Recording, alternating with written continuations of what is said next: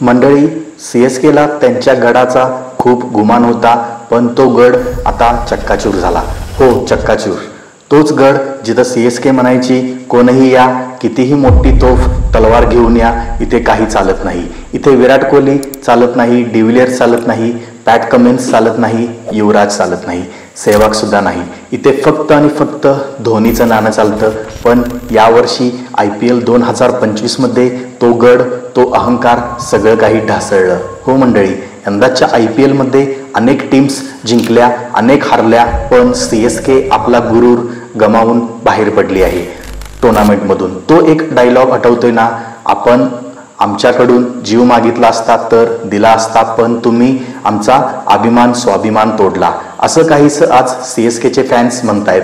17 वर्षानंतर RCBने त्यांना हरवलं आणि तेही वन साइडेड मॅच खेळवत चक्क जलील करून टाकलं. 15 वर्षानंतर दिल्लीनेही त्यांना नमवलं. इतिहास सांगतो, जेव्हा पहिल्यांदा CSK आपल्या होम ग्राउंडवर हारली होती तेव्हा या देशात व्हॉट्सॲप सुद्धा नव्हतं. तेव्हा सचिन तेंडुलकर त्यांच्या पीकवर होते, धोनी नुकतेच कॅप्टन बनले होते, विराट, रोहित तर नुकतेच क्रिकेटमध्ये नौखे होते. आता हे लक्षात घेऊया, 17 वर्षांनी RCB, 15 वर्षांनी दिल्ली आणि KKRने तर त्यांच्या घरी घुसून त्यांना त्यांच्या सर्वात लो स्कोअरमध्ये रोखलं. सगळं संपलंय. SRHची ढासळलेली टीम सुद्धा हसत खेळत त्यांना CSKला हरवून गेली. ते सुद्धा म्हणतायत, आम्हालाही आता अजून होप्स आहेत. कारण सत्य हेच होतं की CSK आधीच टीम ऑप्शन वेळी हरली होती. जर तुम्ही CSKची टीम पाहिली तर लक्षात येईल, त्यांच्याकडे मोठे नावाजलेले प्लेयर्स नाहीतच. त्यांच्याकडे रामकृष्णा आहे, नागरकोटी आहे, R अश्विन आहे, हे त्यांचे इम्पॅक्ट प्लेयर्स म्हणे. आणि खरं सांगतो, यापैकी निम्म्याच क्रिकेटमध्ये निम्म्यांचा काही इम्पॅक्ट उरलेला नाही किंवा काहींची करिअर अजून क्रिकेटची सुरू झालेली नाहीत. CSKची बनवलेली टीम संपलेली होती. त्यांचे इंडियन बॅटर्स बघायचे तर राहुल त्रिपाठी, विजय शंकर, दीपक हुड्डा हेच आहेत. आता CSK देखील फक्त विड्रॉलच करत आहे.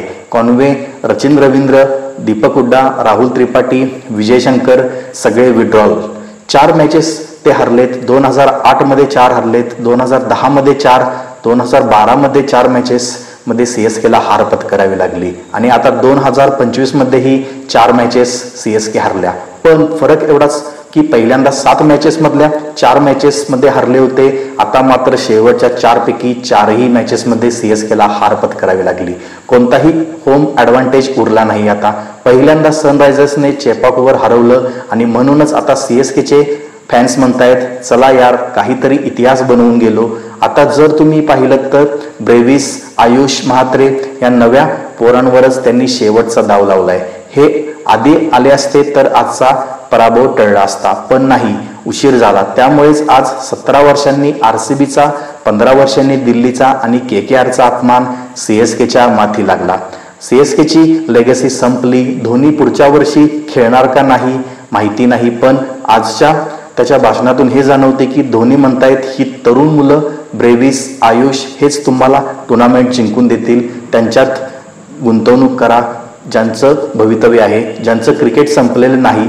आता पुढच्या वर्षी काय होईल ते बघूया. काही माहिती नाही धोनी पुढच्या वर्षी खेळेल का नाही IPL, पण हो, त्यांच्याकडे नूर सारखे ॲडव्हान्टेजेस आहेत प्लेयर्सचे. ब्रेव्हिस आहे, कंबोज आहे. सगळ्यात आधी मात्र फिल्डिंग CSKने आपली सुधारायला पाहिजे. त्यांनी 18 कॅचेस सोडलेत. त्या सगळ्याचा परिणाम काय झाला? गुरूर गेला, CSKचा अभिमान गेला. धोनीच्या 400व्या T20 मॅचेसमध्ये पराभव मिळाला आणि म्हणूनच मंडळी, इतिहास साक्षी आहे, गर्व, अहंकार आणि गड सगळं CSKचं चक्काचूर झालेलं आहे.